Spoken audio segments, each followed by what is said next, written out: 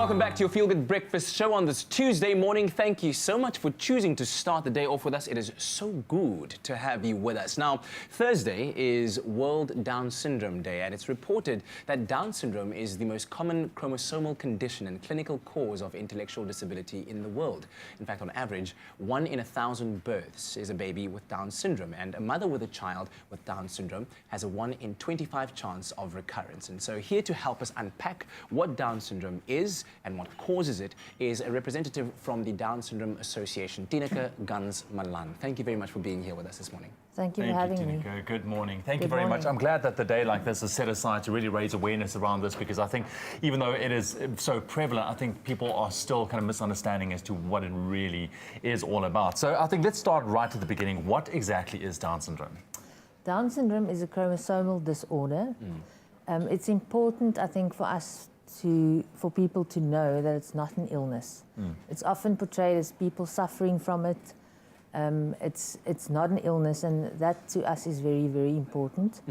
With the chromosomal abnormality that occurs, obviously the intellectual disability comes with that. Yeah. I mean, that's a very important thing that you brought about, trying to make people understand that it's not an illness, because I'm assuming there are a lot of stigmas attached to it as a result of people's misunderstanding that it's a chromosomal disorder instead of an illness as they think. Now, what causes it? What causes Down syndrome? In a nutshell, we all have 46 chromosomes that are packed in 23 pairs. Okay. And if you have Down syndrome, on the 21st pair, you have an extra bit of genetic material. And that basically causes the features, the characteristics of people with Down syndrome, and also the intellectual disability. Yeah. I wanted to ask, do we have an understanding about how that happens or why that happens on this 21st pairing of chromosomes? No. Yeah. There's no reason why. It's nothing you do can cause Down syndrome as a mother or a father. Nothing you don't do can prevent it. It is something that randomly occurs, like you said, 1 in 1,000. Yeah. That 1 in 1,000 is in developed countries. In South Africa, in developed countries, it's a little bit less because people can pick it up before birth, and then the babies aren't born necessarily. No. But I think it's important to know that there's nothing that you can do to prevent that from happening. I think that's a very important point that you brought across as well. You spoke about the characteristics. What are some of the symptoms of somebody with Down syndrome? Okay, we prefer the characteristics because symptoms, once again, refers to an illness. An illness. Okay. Yeah. So the characteristics of people with Down syndrome, in 1866, Professor Langdon Down first identified Down syndrome, where he worked in an asylum where people were. And he did it purely on their characteristics. So they have slanted eyes, their ears are set lower than typical people. They, in their eyes, they have what we call brush-field spots. So on the iris, there's a few spots. They have an epicanthal fold in the inner side of their eye. Their arms are shorter, their hands are smaller, their fingers are shorter. They have an inclining pinky finger. They have a line across their hand that runs from the one side to the other, where we have broken lines across our palm. So they have one palm crease. Their big toe and the one next to it is set further apart than ours. Their feet are flatter. The back of their head appears a bit flatter. So there's a lot of characteristics. Sure. Not all are found in one person, but a lot of those characteristics have to be there for somebody to have Down syndrome. Yeah. Tineke, thank you very much. We're going to ask you to stay with us for a while longer so that we can further understand this. And I mean, just from this brief conversation, understanding that even the way that we speak about Down syndrome and the language that we use affects the stigma that is attached to this condition that we need to really learn to understand a lot more and on a deeper level. And that's why the 21st of March has been dedicated as World Down Syndrome Day. Our lines are going to be open, 0214309881. Call us with any questions you might have. Oh man, inspiring stuff on this Tuesday morning on your Feel Good Breakfast Show. And we're back again with our conversation, reflecting on the fact that the 21st of March is World Down Syndrome Day. We've got Tineke Ganz-Malan here with us. She is a representative from the Down Syndrome Association, helping us to understand this. And we've encouraged your calls on 0214309881. And we do have a caller on the line, Melissa, all the way from Durban. Good morning, Melissa. Morning. Morning. Thanks so much for your call. What is your question? Okay. You can go ahead. Okay, can you hear me? Yes, absolutely. Okay. My question is, I have a 17-year-old. He's going to be 17 this year. But his speech is still slow. It's like of a toddler. You know, a toddler just starting to speak. And we could barely understand him. It's just I that can understand him with those few words. What can I do to help him? All right. Because Tell me, he's tried speech therapy and nothing's been helping. Melissa, may I ask the question, was your 17-year-old diagnosed with Down syndrome? Sorry? Was your 17-year-old child diagnosed with Down syndrome? Yes, he has trisomy 21. All right. Thank you very much for that question. So, Tineke, I guess the question here is the treatment options, or what is available as some kind of aid or remedy to families and to individuals that have Down syndrome. I think, like she mentioned, you know, specifically the speech, you know, is for her something that she needs to focus on or wants to focus on. Okay, because of the low muscle tone, speech is often a problem for people with Down syndrome. We start working with the babies at the Down Syndrome Association when they are 6 weeks old. On an early intervention program. And I think as far as speech goes, it's really just to be consistent and to carry on with it. Speech therapy, if you can afford it, and if there's somebody available.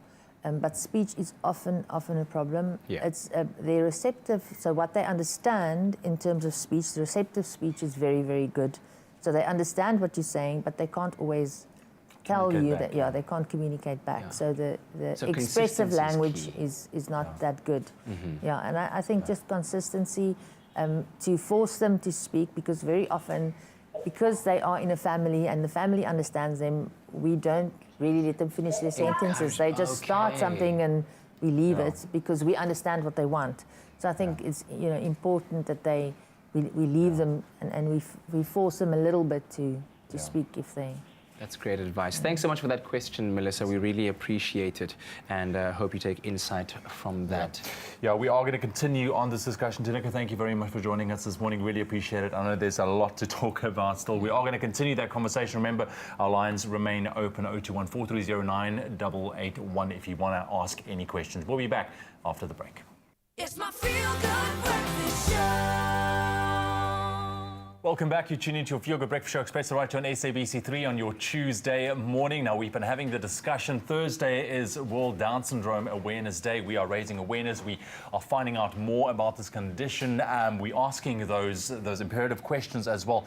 Right now, we are joined by a great art teacher at Peter Pan Down Syndrome Centre, Miss Marilia Lewis, talking about the importance of all-inclusive facilities for those who have been diagnosed with Down syndrome. Marilia, thank you very much for joining us this morning. Thank you for having me. Good morning. Yeah, absolutely. So I understand that Peter Pan Down Syndrome Centre was founded or established by moms who couldn't necessarily find preschools for their children with Down syndrome. Take us a little bit into the background, and of course, just also highlighting why it is so important that we have facilities like this, because it's sad to think that in 2019 or even just years gone by, that it is difficult for parents to find schooling facilities for their children.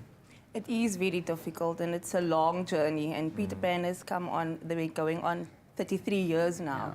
So it's a long time, and yet very little has evolved since then until now. Peter Pan is very important in the community because there aren't many other schools like us who open their doors, and all children have the right to an education, whether you are special need or able-bodied. You have the right to socially interact with other children and be amongst children your own age. We do have a caller on the line. Is it Jill from Johannesburg? That's correct. Hi, how are you doing? Good. Thank you very much, Jill. Thank you very much for calling. What is your comment or your question this morning? I just want to let everybody know, I have a son of 21 years old, Christopher. We started off on quite a rough start. It was not an easy start with Chris. He was a preem baby. Went through all the motions of what a preem baby goes through. But I just want to tell parents who have got a little downbeat, don't stop. Just keep going with them. They are the most amazing, rewarding children you can ever have. Christopher excelled at his little school. He was in the summer games, the most amazing swimmer. He's now a horse rider. There's just nothing stopping them. And really, parents, don't be scared to have a Down syndrome child. They are the best in the world. I wouldn't change him for anything. And that I'm telling you from the bottom of my heart. They are amazing. That's all I can say. Don't stop. Don't stop them from anything. Push them, keep them going. And you know what? They will surprise everybody. That's all I can say. Jill, thank you very, very thank much. you. Hey? Sure. I love that. That's Appreciate amazing. your comment. Yeah, we're going to keep our lines open, 0214309881, and we'll continue our conversation with Miss Marilia Lewis very shortly. All right, we're back again with grade art teacher at the Peter Pan Down Syndrome Center, Miss Marilia Lewis, who's here to help us unpack and understand a bit more about the condition that is Down syndrome, and of course, as we look forward to the 21st of March, which is World Down Syndrome Day. So the next question is a bit of a double-barrel one, because there's a lot to get through, but I wanted to ask the question whether all children with Down syndrome have intellectual disabilities, and how do you at the school ensure that the children that are there feel valued, feel that they are needed members of society in every aspect? So we have our able-bodied children and our special needs children in one classroom interacting through the whole daily program together. No one is excluded from anything, so they partake in everything. And as time goes on, all children learn at a different pace. And it takes longer for some of us to grasp things. But at the end, the goal is more important. How you get there is, it's going to take longer for you, but you're getting there at your own pace. And our program is combined. We have our own program, which is combined with the Department of Education, CAPS, and NCF. And it's flexible to suit the needs of each child. So each child can, at their own pace, take their time. And we are fortunate enough to have 2 teachers in a classroom and an assistant. So each child has individual time with their teacher, where the teacher gets to sit and work with them one-on-one through things that they may be struggling with.